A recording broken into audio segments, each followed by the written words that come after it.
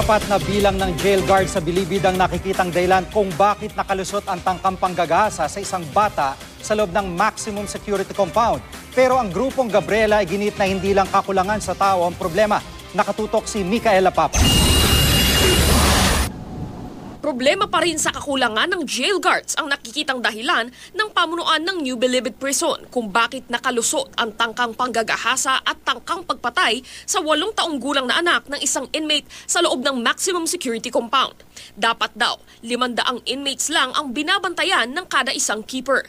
Pero sa pagkakataong iyon, mahigit 1,000 inmate ang kailangang bantayan ng isang keeper. Dumating din noon ang mga kaanak ng mga inmate para sa New Year Children's Party ng Bahala na Gang.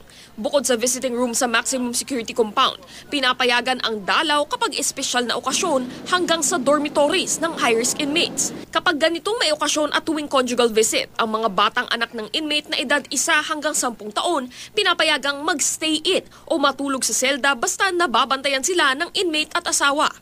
Matagal na raw itong polisiya. Not necessarily na ito yung maximum security compound, hindi na natin sila bibigyan ng rights na mabisita ng kanilang pamilya.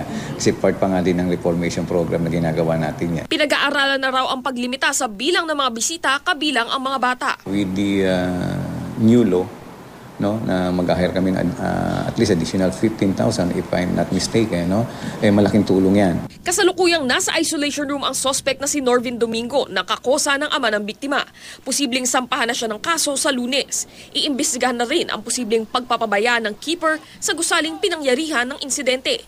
Pero ayon sa grupong Gabriela, hindi lang ito problema sa kakulangan ng tauhan. Supposedly, diyan na kinokorek yung mga nagkamali at yan yung kanilang punishment. Pero at the same time, may ganitong nangyayari. Nagsabi na rin ng palasyo na hindi palalampasin ang nangyaring krimen at papanagutin ang may sala.